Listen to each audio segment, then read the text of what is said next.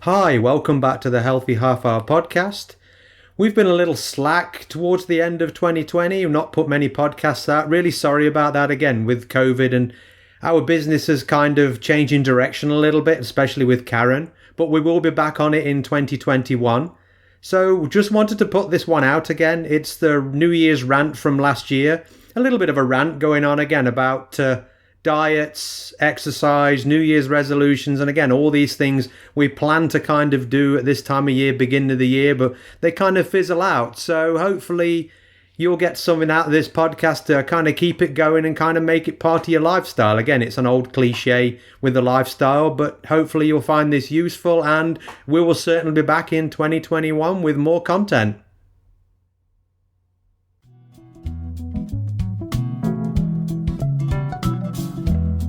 Hello and welcome to the Healthy Half Hour podcast. We are your hosts, Richard and Karen Inslee. Our goal with the Healthy Half Hour podcast is to be a resource in your toolbox for all things diet, exercise, and healthy lifestyle related.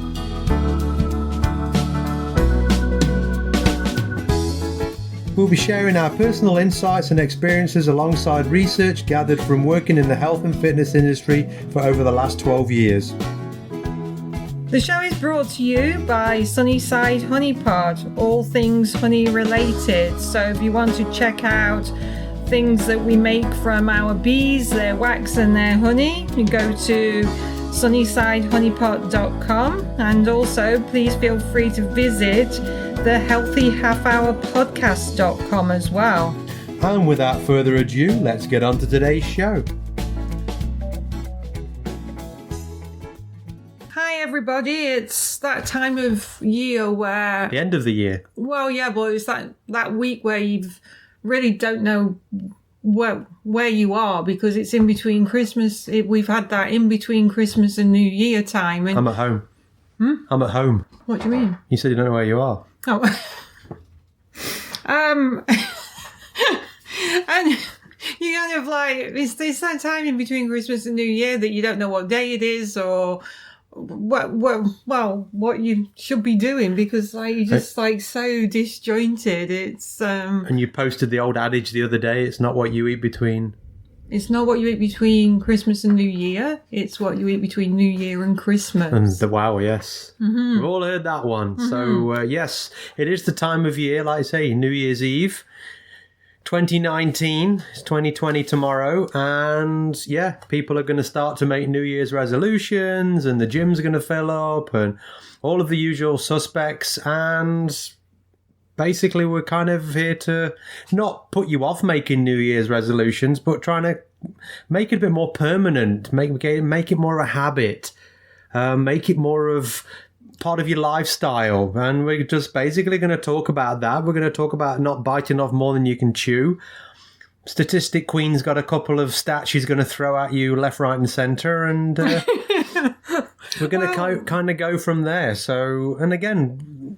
I think we've talked about it before, but why do we wait for the new year to make resolutions? Why do we wait till Monday to start a diet? And it's hyperbolic discounting. Oh, that's a big word. It's two big words. And we know that you can't start a diet on any other day of the week except Monday or the 1st of January. And 1st of January is a Wednesday. Yes. So horror. Like, that's it. We're done for the year. We're going to have to wait. And sorry, go on. So hyperbolic discounting, I've told them the big words. And so what it is due to human nature, we put less value on things in the future than what we do in the present. So you're eating a strawberry jam donut and somebody says to you, oh, well, we're going to give up jam donuts next week. And you're going, well, I couldn't give this donut up now, but next week it'll be easier, because in your mind, there's less value in a week's time to a jam donut than what there is right away. We didn't, but somebody did a study with students and they offered them $50 today, or in 2 months' time, they'd give them $100. And the majority of them chose $50 today because in a 2 months' time or a month's time, whatever it may be, there was less value in that $100 because they could see the $50 now and they could spend it now. So again, it's nothing wrong with us. It's just how we think. And everybody wants everything now. So when it comes to New Year's resolutions, it's always that, oh, I want it like now, instant. And like they almost are like forcing the issue, like, and trying to like speed up the process. And again, this time of year, it's where the diet industry makes its money, and gyms make their money from like year-long subscriptions. It's like florists on Mother's Day. I mean, there are days or times of the year, Valentine's Day, when you're going to make your money. And really, like I say, the diet industry now, it's going to be turned over. I mean, I was talking to a client last week and she says, oh, don't judge me, but I've bought a cleanse from one of the companies or whatever else. I says, whatever you want to do. I says, that's entirely your choice. And a lot of people go for these like detoxes, and I hate that word. If you eat like whole foods, it's a detox on your body. But I always like say that like detoxes are usually for MLM companies to like make money out of you. But my analogy is if your liver and kidneys aren't working properly, you need a hospital, not a detox and a cleanse. So stop wasting money on these like garbage products that you could actually just do with whole foods. And at the end of the day, these cleanses, I mean, I'm going back to that, it's not what you eat between Christmas and New Year, it's what you eat between New Year and Christmas. But if you weren't filling your body full of garbage, then you wouldn't feel the need for those like cleanses. And at the end of the day, those cleanses, detoxes are just to help you feel less sluggish. So just like, we're not saying like don't indulge over Christmas, but a lot of people eat like it's their last supper, don't they? Well, yeah. And again, we said in the last podcast, I mean, we were going to, it seemed like buffet after buffet after buffet. And all we did is just dialed the meals back to one meal a day. And I've not weighed myself this week, for a few weeks actually, but everything seems to fit like it normally does. So, I mean, no damage done. Yes, there are probably some sugary things we wouldn't normally eat, but like we said, you're out, it's Christmas, but people tend to eat and then eat again just in case. And then there's always the liquid calories that you've got to kind of watch out for, and they can sometimes bite you in the butt. So again, with resolutions, yes, I made a New Year's resolution in 2013 to not to drink any alcohol again, and I'm still with it now. So, I mean, not to say that they don't work or I'm just sad. I don't know which one it is. But again, it's, it's not a short-term thing, so you really got to try and look at it long-term. And one of the big things we see with New Year's resolutions is people bite off way more than they can chew, pardon the pun. So they take all these things on, I'm going to eat clean, I'm going to go to the gym 5 times a week, and they pile all these things on into their already busy lives, and guess what? It's unsustainable. So it's finding something that is sustainable that's going to last you long-term.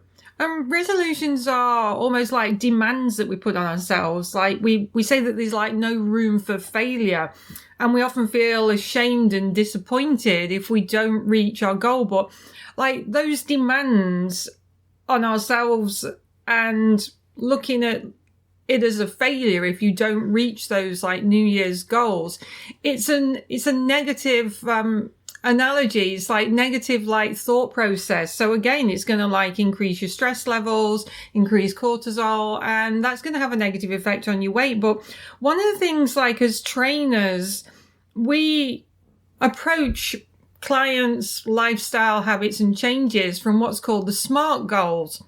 And any trainer will know what the SMART goals are. But the SMART goal is it an acronym? Is it called an acronym? Yes. Yes, it's an acronym. So SMART is SMART. So be specific. So I want to lose weight. That's not specific. Like, so being specific is I want to lose 30 pounds. Measurable. Use a scale, use a bioimpedance test, a tape measure. Is it attainable?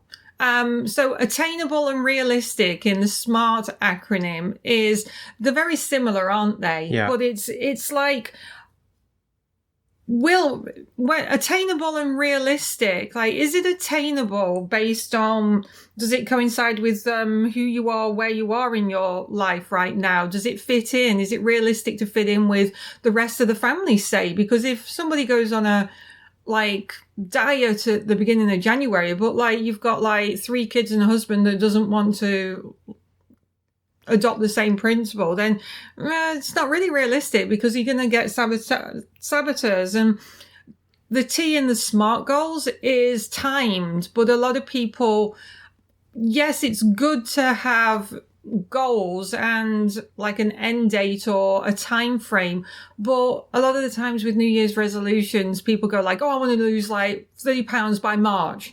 But yeah, is it attainable? Is it realistic? Like you've got to be like a little bit more like sensible about it. And again, it's picking some lifestyle change or some habit that, again, well, something you can actually do. Look at your lifestyle in the minute and look at the goals you set. Do they match?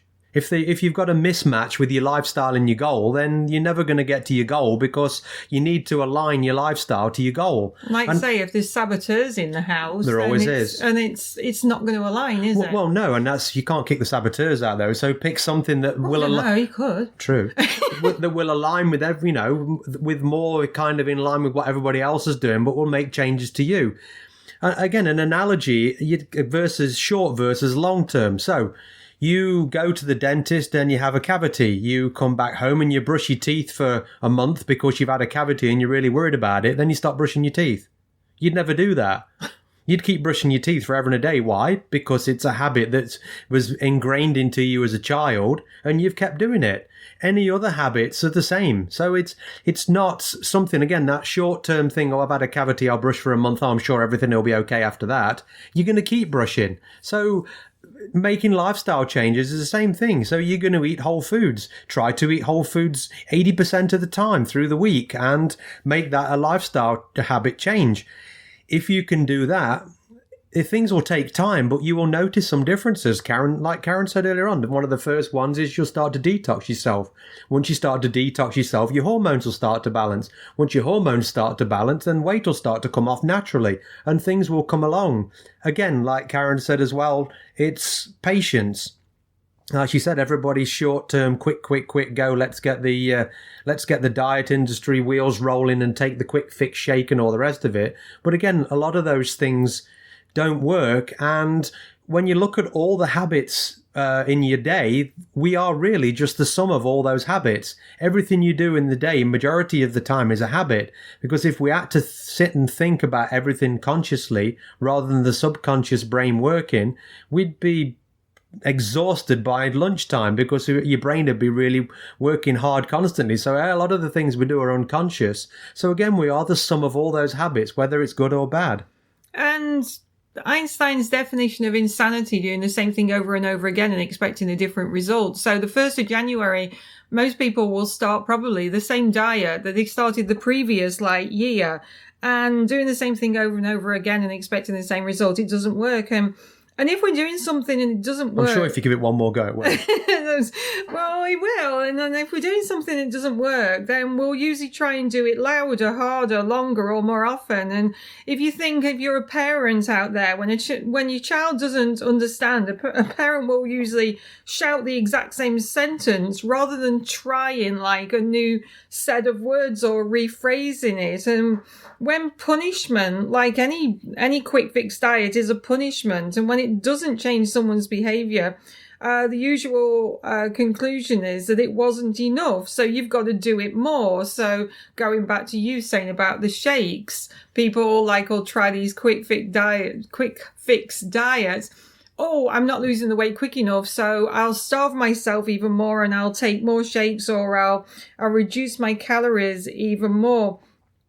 And like you say, when something doesn't work, you've got to look at it and go well, maybe this is the wrong process to be using. And so if it doesn't work, take a step back and look at what it is that isn't working. See if you can work with a coach. Yeah, that's true. Yeah, again, just more for accountability than anything. And again, that's why we've said before, I mean, people have met with us for the first time. Oh, you've got to give me motivation. Well, you've come to the wrong spot for that. That's internal from you. And I was looking through Instagram the other day, and I think we've mentioned before the diary of a shrinking mom. She's a Winnipeg girl that lost a load of weight. And one of the things she said that really helped her is you have to show up every day.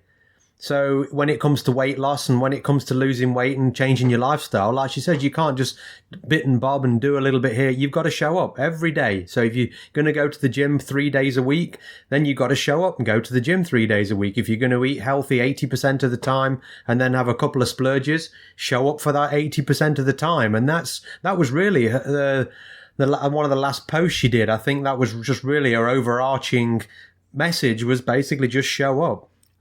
We should stop stopping because, like, I mean, yeah, if you want to splurge and have a few, like, indulgences, I mean, we went out with friends. I can say Mark and Rhonda again. I know that it seems like we're like humping them, but we went out. We went to brunch with them to this hotel in the city a week ago, was it? Yeah, not long before Christmas. And the buffet was amazing, but it was, I'd say, like, virtually everything was pretty much whole foods. I mean, I overindulged on eggs Benedict, which I always do, and I wasn't going to go back and have seconds. And to be honest, I'm like, oh goodness, like, yeah, I did eat too much, but it was like whole foods. I had like salmon, I had squid, eggs and sausage, and obviously I had the muffin with the eggs Benedict, and I even had fruit, and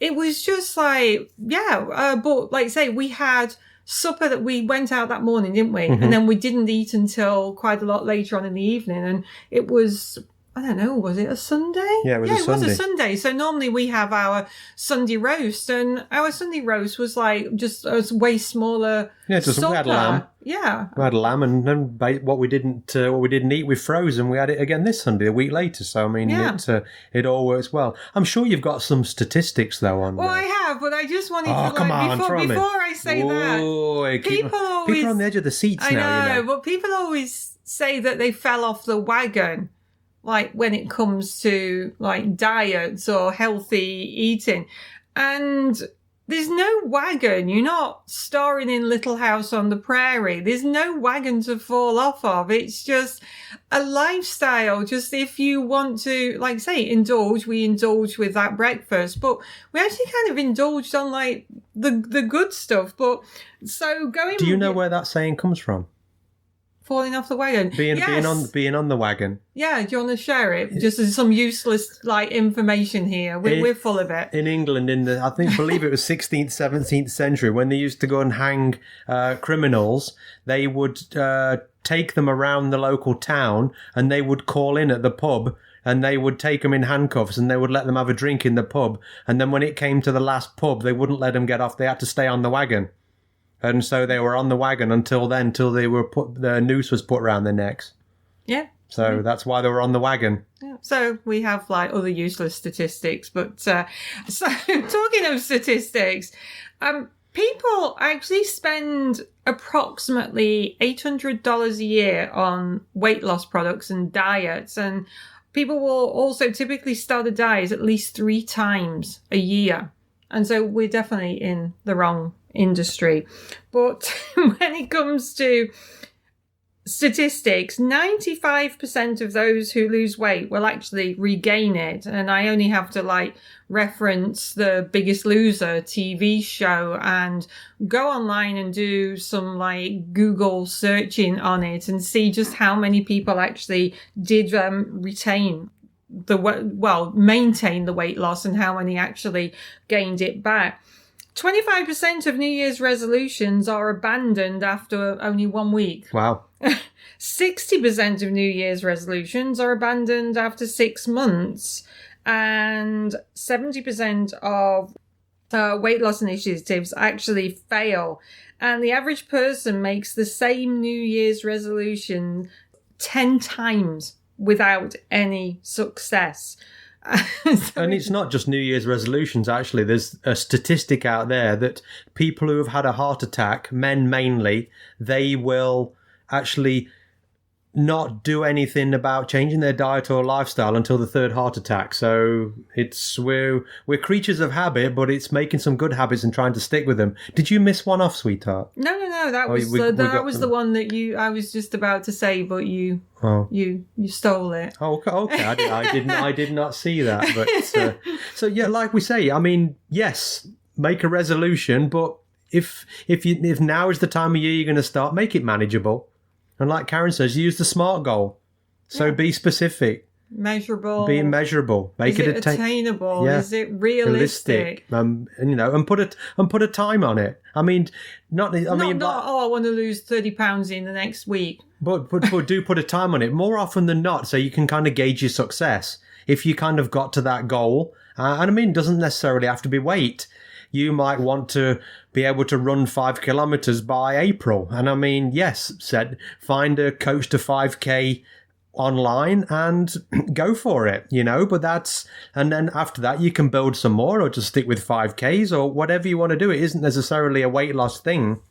But again, just do make it, again, realistic and attainable. And that timing can just kind of give you just another parameter. But like we say, really, it's got to be kind of long term. And once you've kind of got that habit or whatever you're doing into, set another goal, set another small goal. Yes, I know it's going to take time. Yes, I know it's going to be a little bit tedious. Yes, I know you want it right away. But at the end of the day, it didn't take you 3 months to put however many pounds on you're trying to lose, 30, 40, 50 pounds. So, I mean, it came on very small increments over a long period of time, and vice versa. It will take sustainably smaller amounts for a long period of time to take it off. And if you make it a lifestyle, then you can afford to splurge a little bit more. I mean, I want to reference my brother Chris and his wife Heather. I mean, they surprised me. We said this in a few podcasts ago when I had to make a trip back to the UK, and they surprised me and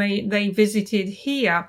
And my brother knows that if he has gluten and bread products in his diet, then his back pain comes back. So throughout the year, him and Heather are very vigilant with regard to their nutrition and their diet.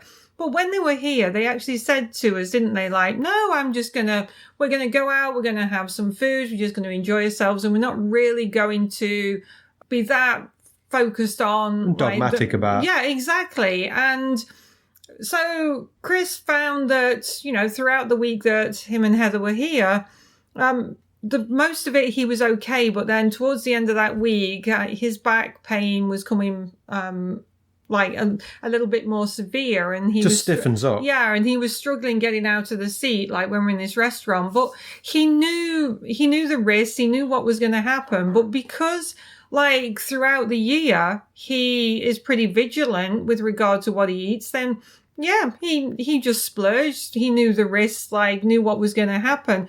But then as soon as he got home, everything was fine again. And back to normal. Yeah, so weight-wise and health-wise. So it's not, if you stop trying to force the issue and then wait until that 1st of January or whatever, then just, like you say, make it a lifestyle.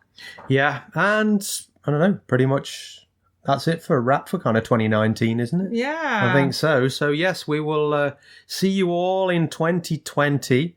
Scary, Scary. You've got to start wearing 20s outfits now. Well, yeah, I know. Back in the back in the 20s now. It's 40 years ago since it was 1980. Yeah, we're old. Which is sad and true as well. If you have any questions or anything you want to ask or anything you want us to discuss on the podcast, please send it to questions@healthyhalfhourpodcast.com. And have a happy new year, and we'll see you next year.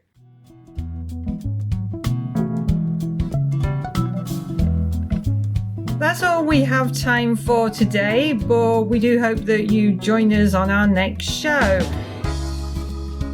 If you'd like to contribute to an upcoming episode with a topic, a question, or even if you'd like to be a guest on our show, then shoot us an email to questions@healthyhalfhourpodcast.com, or you can actually leave us a message on our Facebook or Instagram pages. The Healthy Half Hour Podcast was brought to you by Sunnyside Honey Pot and 7dayshred.com. If you like the show, tell your friends, and if you didn't, tell us and we'll work on it for you. Thanks again for listening.